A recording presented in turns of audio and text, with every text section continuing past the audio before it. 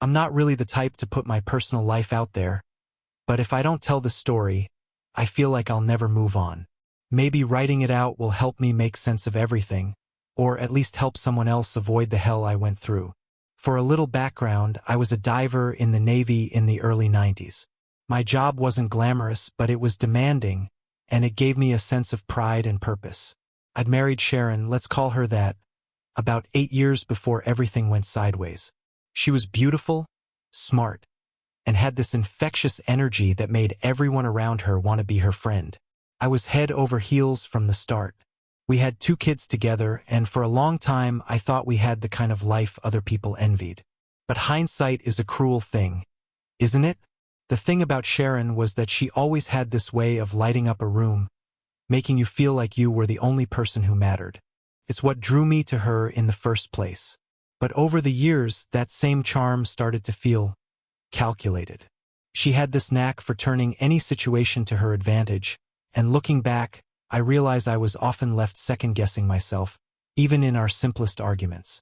I told myself that's just how relationships work. Compromise, communication, trusting your partner. I didn't know at the time how easily trust can be twisted into a weapon. We lived in a modest house perched on the side of a mountain overlooking the naval base. It was quiet, with just enough distance from the hustle of the base to feel like a retreat. The kids loved the backyard and the view of the coastline, and I took comfort in knowing they had a stable home. But Sharon? She always seemed restless. She'd take up hobbies, then abandon them. She'd make friends, then find reasons to drift away from them. I tried to give her space to figure out what she needed. After all, I wasn't exactly around much to be a pillar of support. That's the thing about being in the military. You miss things. Birthdays, school plays, anniversaries. You try to make up for it with postcards, gifts, and phone calls, but there's always that gap, that distance. Sharon would tell me she understood, that she knew what she'd signed up for when she married a Navy man. She'd laugh it off, saying she had enough on her plate with the kids and her social life. For a while, I believed her, but over time, little things started to stand out. Sharon was always a social butterfly, but her nights out started becoming more frequent.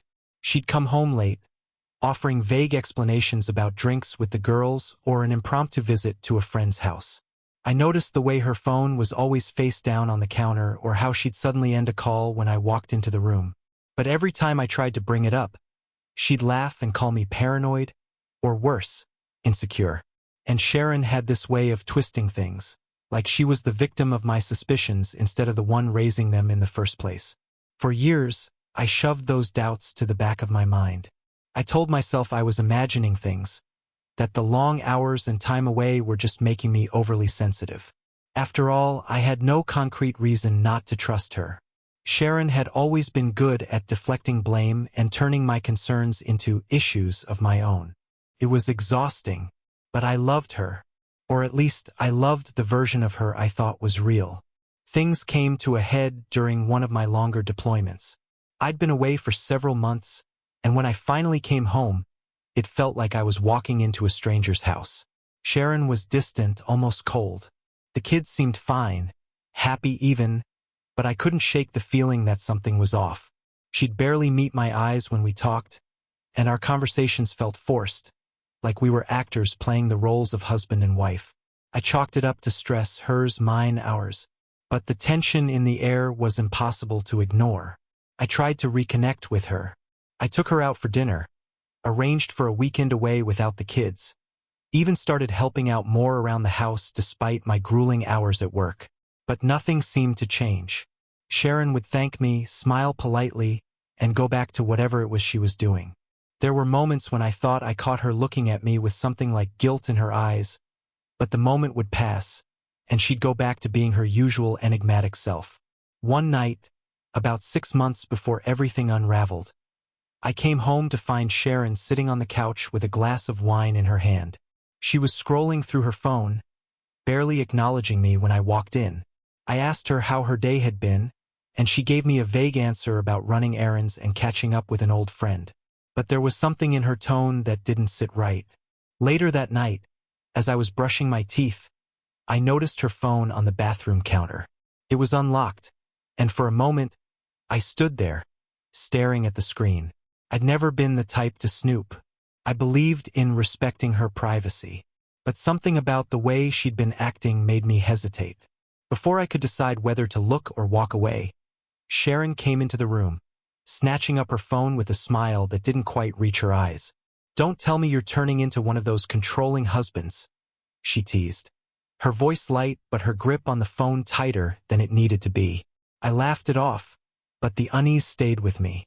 For the next few months, life went on as usual, or at least it seemed to. Sharon continued her late nights out and her increasingly cryptic behavior. I threw myself into work, convincing myself that if I worked hard enough, provided enough, it would fix whatever was broken between us. But deep down, I couldn't shake the feeling that I was missing something big. What that was, I wouldn't find out until much later. But when the truth finally came to light, it shattered everything I thought I knew about Sharon, our marriage, and myself. The months that followed felt like I was walking on thin ice. Sharon's behavior didn't just stay strange. It became worse. She started dressing up more than usual, even for things like grocery runs. She had new clothes, expensive ones, that I couldn't remember us ever budgeting for. When I asked about them, she laughed and said they were gifts from her mom or picked up on sale. It didn't add up, but every time I questioned her, she had an answer ready. Her nights out became more frequent. "It's a girl's night," she'd say, throwing on perfume and heels that hadn't seen the light of day since our early dating years. I tried not to let it bother me. She deserved time with friends. Being a Navy wife wasn't easy, and I wasn't around as much as I should have been. But when I suggested we plan a night out for just the two of us, she brushed it off, saying she was too tired or that the kids needed her. There was one moment in particular that stands out, something I couldn't shake. One Saturday morning, Sharon was getting ready for one of her supposed brunch dates with the girls.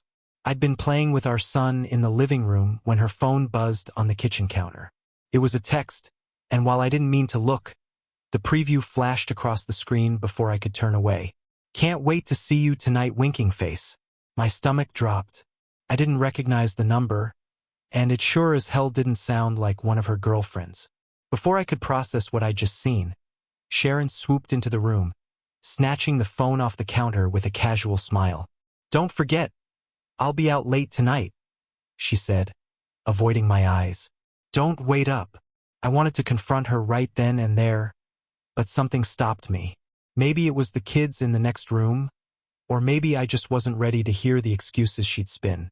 Instead, I swallowed my anger and nodded, watching her leave with that same hollow smile she'd been giving me for months. After that, the doubts started eating at me. I tried to convince myself I'd misunderstood the text, that it wasn't what it looked like. But Sharon's behavior kept piling on the evidence, even if she was careful to keep anything obvious out of sight. It was the way she'd keep her phone glued to her hand, the way she'd get defensive if I so much as asked who she was texting. Every instinct I had was screaming at me that something was wrong, but I couldn't prove it, and that's what made it so much worse. I didn't have proof, just a sinking feeling and a growing list of unanswered questions. For years, I'd trusted Sharon with everything. My heart, my home, our kids. Now, I wasn't sure if any of it was real, but I couldn't let it go. I needed to know the truth, and I was willing to wait as long as it took to find it.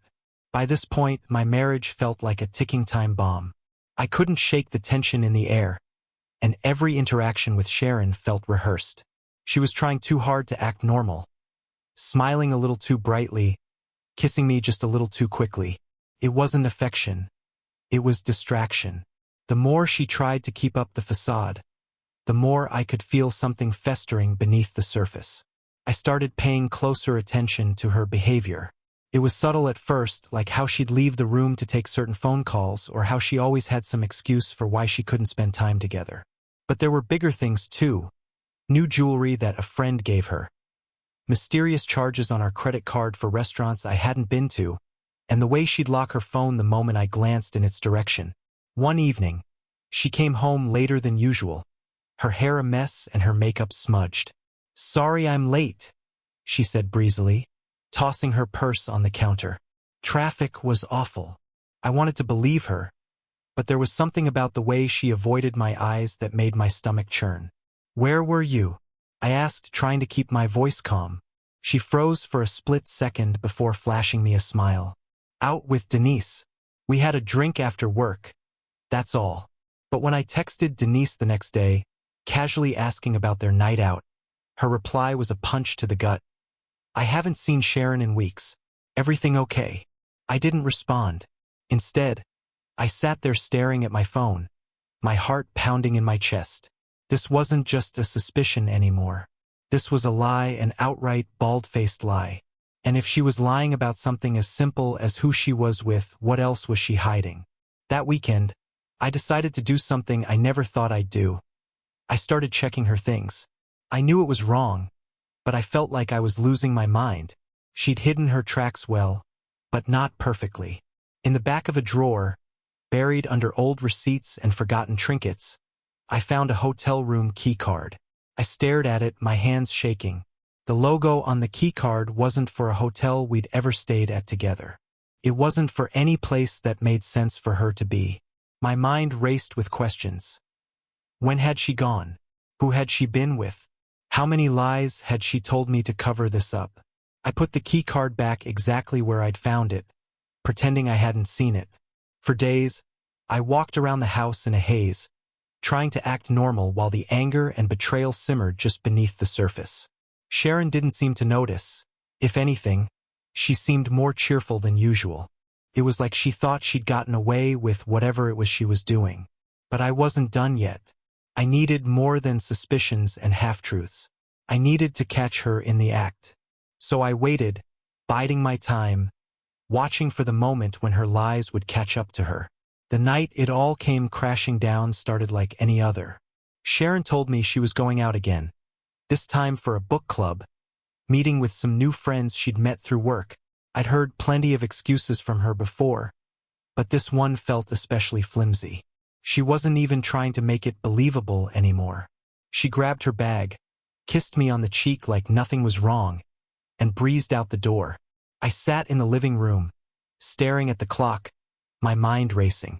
I couldn't take it anymore, the waiting, the guessing, the endless cycle of suspicion. This was it. I was done sitting on the sidelines while Sharon played me for a fool. I planned for this.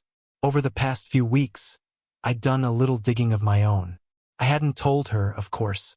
If Sharon wanted to be sneaky, I could be sneaky too. I'd installed a small tracking app on her phone. Nothing invasive, just enough to see where she was going when she disappeared for hours at a time. Tonight, I was finally going to see where all her book club meetings were really taking place. The app pinged about an hour after she left. She wasn't at a library or someone's house. She was at a hotel. My heart pounded in my chest as I stared at the screen, the little dot confirming what I'd already feared. The same hotel logo as the keycard I'd found in her drawer. The same one that had haunted me for weeks. I clenched my fists, a storm of emotions crashing over me. Anger, betrayal, heartbreak. I didn't know whether I wanted to cry, scream, or punch a hole in the wall. But one thing was clear. I wasn't going to sit at home and let her get away with this. I grabbed my keys and got in the car, driving toward the hotel with a singular focus. By the time I pulled into the parking lot, my hands were shaking so badly I could barely turn off the engine. I didn't know what I was going to do or say, but I knew I had to see it for myself. I had to know. The lobby was quiet, and the receptionist barely glanced at me as I walked past. The app showed her location on the 4th floor. My legs felt like lead as I climbed the stairs, each step heavier than the last. When I reached the hallway, I could hear voices and laughter coming from behind the door her tracker had led me to. I didn't knock. I didn't hesitate. I shoved the door open with all the force I could muster, and there she was, Sharon, in bed with another man. For a moment, the world seemed to stop. She froze, her face a mask of shock, while the guy beside her scrambled to cover himself. My heart felt like it was being ripped out of my chest. All the lies, all the excuses, all the nights I'd stayed awake wondering what I'd done wrong. It all came rushing to the surface in a tidal wave of rage. Are you serious? I spat, my voice shaking. This is what you've been doing? This is who you've been with? Sharon didn't even try to deny it. She just stared at me, her mouth opening and closing like a fish out of water. Finally, she managed to stammer, "It's not what it looks like." Not what it looks like? I barked, my voice echoing down the hallway. Are you kidding me right now? The guy in the bed tried to say something, but I didn't even look at him. He wasn't the problem, she was. The woman I'd loved, the mother of my children, had betrayed me in the worst possible way, and all she could do was sit there and pretend it wasn't her fault. I walked out of that hotel room without another word. I didn't trust myself to stay. The fury bubbling inside me was too much, and if I'd stayed any longer, I might have done something I couldn't take back. I drove home in a haze, my knuckles white as I gripped the steering wheel. The weight of what I'd just seen pressed down on me, every breath feeling like a battle. I kept replaying the moment over and over, the shock on Sharon's face, the stranger fumbling to cover himself, the sickening realization that every suspicion I'd buried had been right all along. When I got back to the house, it felt empty. The kids were asleep upstairs, blissfully unaware of the chaos unfolding in their parents' lives. I sat at the kitchen table, staring at the clock on the wall, waiting for Sharon to come home. Part of me wanted her to walk through the door so I could confront her, scream at her, demand answers. Another part of me didn't want to see her at all.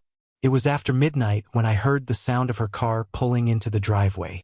She hesitated in the doorway, like she wasn't sure if she should come in. When she finally stepped inside, her expression was a mix of guilt and defiance. It was the same look she'd given me when I caught her deleting a text months ago, like she was daring me to call her out while already preparing her defense. "You're still up?" she said, her voice casual, as if nothing had happened. I laughed bitterly, the sound foreign even to my own ears. "Yeah, Sharon, I'm up. Thought I'd wait for my wife to come home after screwing someone else in a hotel room." Her face hardened, the guilt vanishing in an instant. "You followed me?" she snapped, like I was the one in the wrong. "Are you serious right now? Am I serious?" I stood up, my hands trembling. "You've been lying to me for months, going out, sneaking around, making me feel like I'm crazy for even questioning you. And now this? You don't get to turn this around on me." She crossed her arms, her jaw tightening. "I didn't ask you to follow me. If you didn't trust me, that's on you." I stared at her, barely able to process what I was hearing. The sheer audacity of her words left me speechless. She wasn't sorry. She wasn't apologizing or trying to explain. She was blaming me, acting like I was the one who'd broken something. "What about the kids, Sharon?" I finally said, my voice cracking. "What about our family? Did you even think about them while you were sneaking off to meet him?" Her eyes flickered, just for a moment, but she quickly masked it with indifference. "Don't bring the kids into this. This is between us."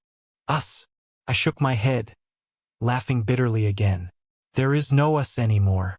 You killed that the moment you decided I wasn't enough for you."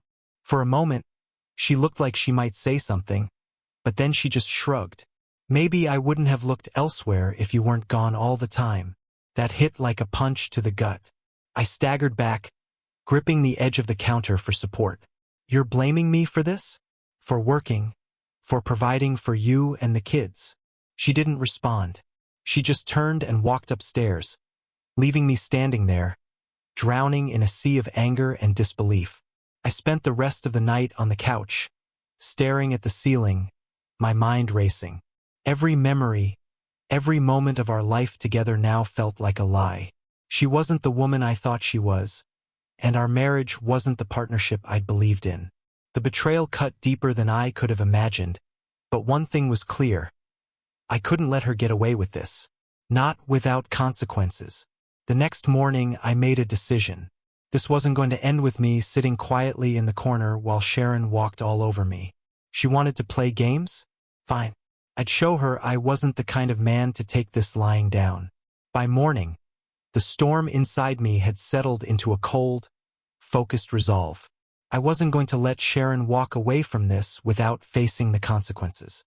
If she thought she could play me for a fool and continue living her double life, she had another thing coming.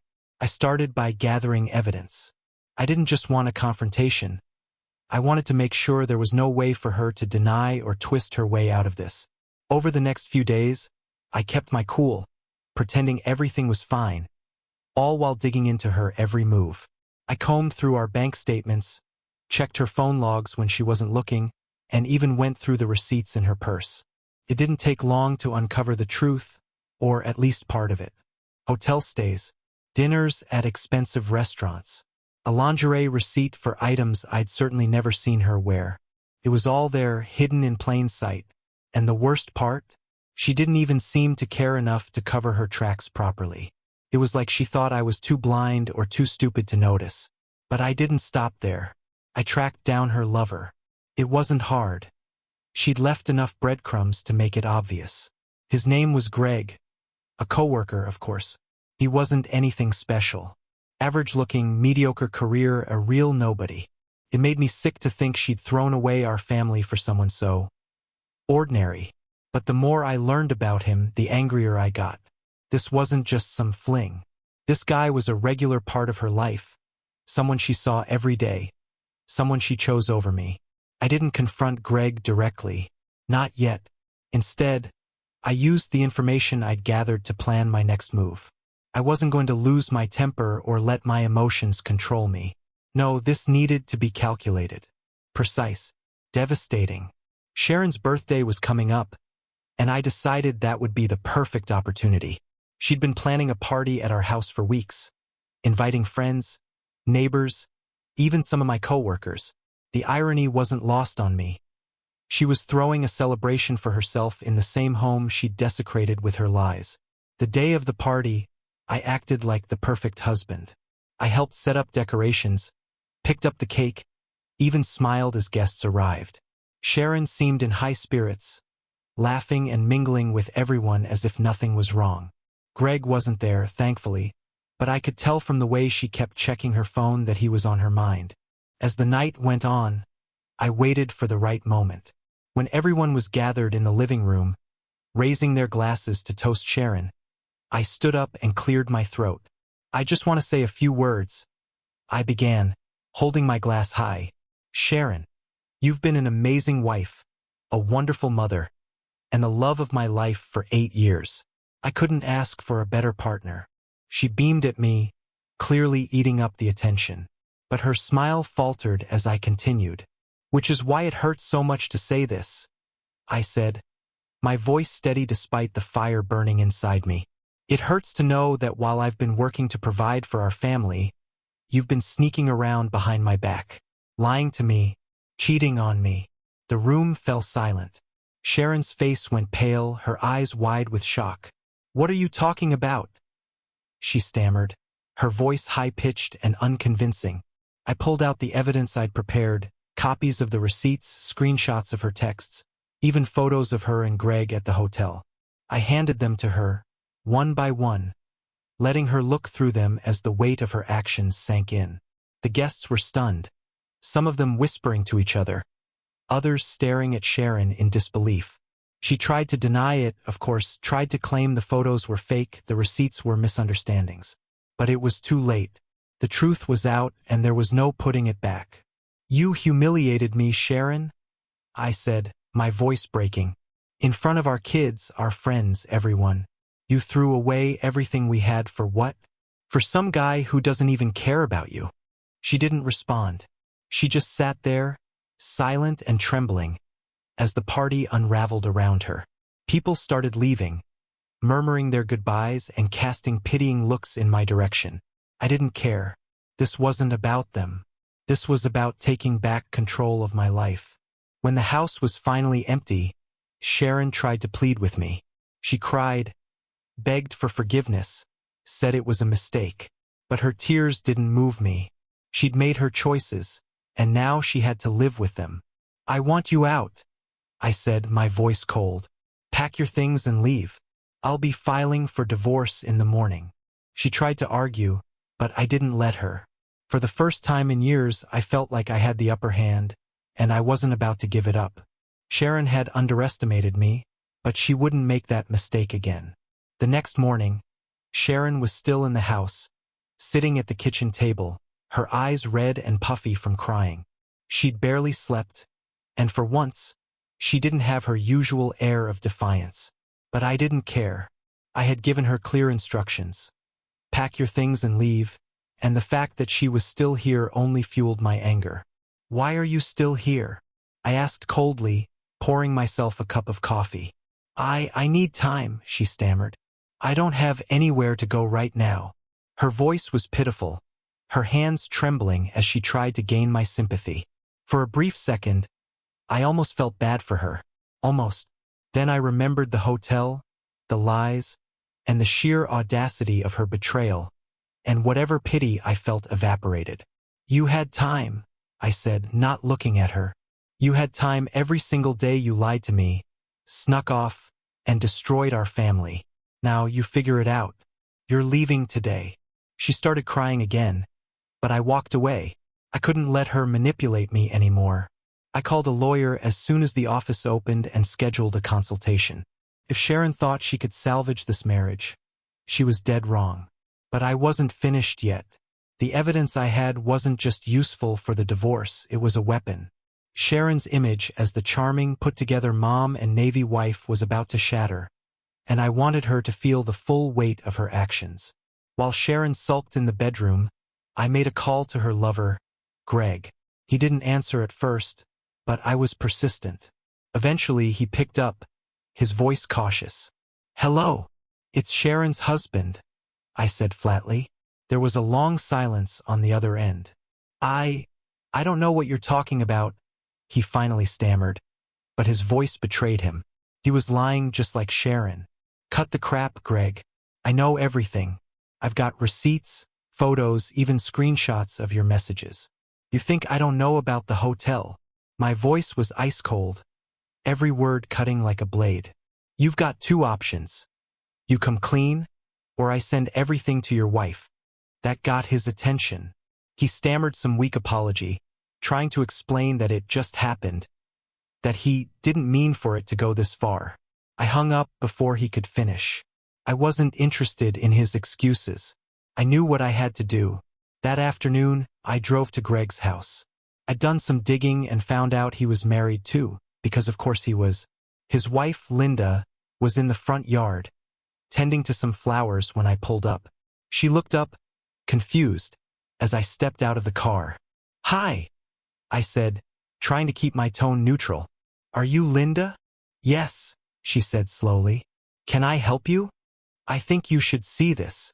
I handed her a folder containing all the evidence I'd gathered, photos of Greg and Sharon at the hotel, screenshots of their messages, even a copy of the hotel receipts. Her face turned pale as she flipped through the pages, her hands trembling. I'm sorry you had to find out like this, I said, my voice softening. But you deserve to know. Linda didn't say much, but the devastation in her eyes said everything. She thanked me quietly before walking back into the house, the folder clutched tightly in her hands. I didn't stick around to see the fallout. I'd done what I came to do. When I got back home, Sharon was furious. Greg must have called her, because she was waiting for me in the living room, her arms crossed and her face flushed with anger. What the hell is wrong with you? She yelled. You had no right to go to his wife. No right. I shot back, my voice rising. You had no right to cheat on me, lie to me, and destroy everything we built. I did what I had to do, Sharon. You're not the victim here. She opened her mouth to argue, but I cut her off. Pack your things. Now, I'm done. For once, she didn't argue. She went upstairs, slamming the door behind her, and I heard her start throwing things into a suitcase. I didn't care where she went. All I cared about was finally getting her out of my house and out of my life. As I sat down on the couch, the weight of everything hit me like a tidal wave. My marriage was over, my family was shattered, and my world would never be the same. But for the first time in months, I felt something I hadn't felt in a long time. Clarity. Sharon had shown me who she really was, and now it was my turn to take control of my life. By the time Sharon left the house that evening, it felt like a weight had been lifted off my chest. Watching her pack her things and walk out the door wasn't easy. 8 years of marriage, 2 kids, and countless memories all reduced to a suitcase and a cold goodbye. But I didn't stop her. I didn't even say a word. She tried one last time to beg, crying as she stood in the doorway, but I just stared at her until she realized there was no saving this. The kids were my first priority.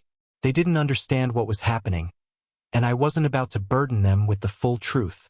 Sharon stayed at her mom's house for a few days, claiming it was to give us all space. But I knew better. She was likely trying to spin the story to make herself look like the victim. I refused to let her poison the kids against me, though. I shielded them from the ugly details, telling them only that their mom and I needed some time apart to figure things out. But Sharon couldn't keep herself quiet for long. A few days after she left, I started hearing whispers from mutual friends and neighbors.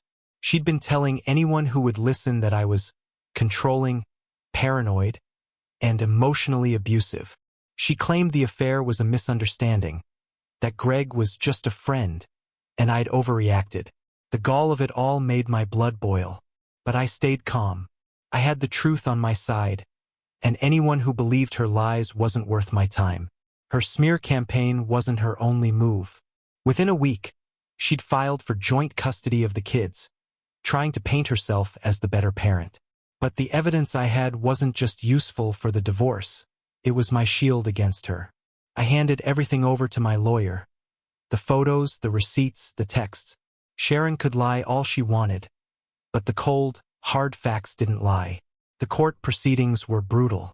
Sharon played the role of the wounded wife perfectly, crying on cue and blaming me for her mistakes. But every time she tried to twist the narrative, my lawyer hit her with the evidence. The hotel receipts, the texts, the undeniable proof of her infidelity. It all came out in the open. Her charm couldn't save her this time. In the end, the judge saw through her act. I was granted primary custody of the kids, with Sharon getting visitation rights every other weekend. She didn't take it well, of course. She accused me of turning the kids against her, of ruining her life, of being the reason she strayed in the first place. But her words didn't carry the weight they once did. I'd finally seen her for who she truly was.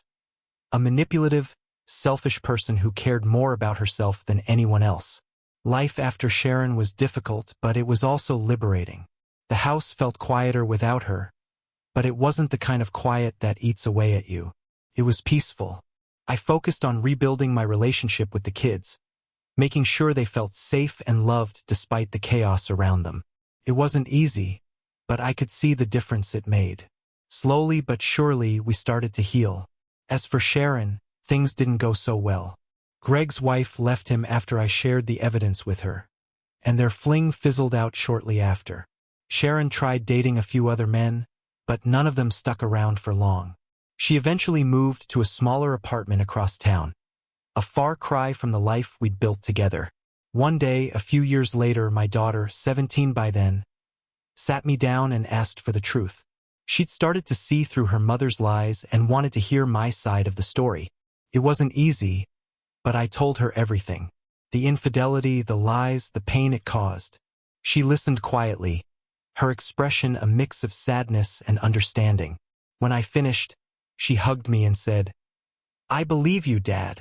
That moment was worth every sleepless night, every tear, every ounce of pain. It reminded me that even in the darkest times, the truth has a way of coming to light. It's been years since Sharon walked out of my life for good, and even now, the scars she left haven't completely faded. They've healed, sure, but every so often, I catch myself thinking back to those moments of betrayal, wondering how someone I loved so deeply could turn into a stranger. The truth is, you never fully understand someone's capacity for selfishness until they've shattered your trust. After the dust settled, I took a hard look at myself. Not because I thought I was at fault, but because I needed to rebuild the man I'd lost during those years with Sharon. When you're married to someone who lies as easily as they breathe, you start to lose pieces of yourself. You question your instincts, doubt your worth, and sometimes even convince yourself you deserve the betrayal. But that's a lie, too, a lie they want you to believe so they can keep control. For a long time, I let anger drive me. I was furious at Sharon, at Greg, at the world for letting it all happen. But anger is exhausting. It consumes you, eats away at your peace, and leaves you feeling hollow. I didn't want to be that person anymore, so I made a choice to let go. Not for her sake, but for mine. I poured my energy into my kids, who turned out to be the greatest source of strength I could have asked for. They grew into incredible young adults despite everything. My daughter went no contact with her mom after learning the full story, while my son, who had been too young to understand what happened back then, gradually distanced himself as well. It wasn't something I encouraged. It was their choice. They saw Sharon for who she was, and no amount of manipulation on her part could change that. Looking back, I learned more from this experience than I ever thought possible. Sharon's betrayal taught me that love isn't just about passion or chemistry. It's about trust, respect, and partnership. The moment those things are gone, the foundation crumbles. No amount of effort can save a relationship where one person isn't willing to fight for it. To anyone reading this who might be in a similar situation, here's my advice.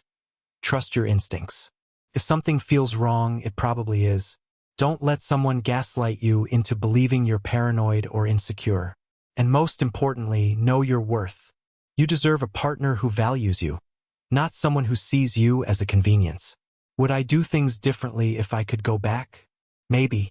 But the past is the past, and dwelling on it won't change anything. All I can do now is move forward, wiser and stronger than I was before. Sharon may have tried to destroy me, but in the end, she only made me more resilient. So, to anyone reading this and wondering if they can survive betrayal, yes, you can. It's not easy, and it's not quick, but you'll come out the other side. And when you do, you'll realize that losing someone who didn't value you isn't a loss at all. It's a blessing in disguise.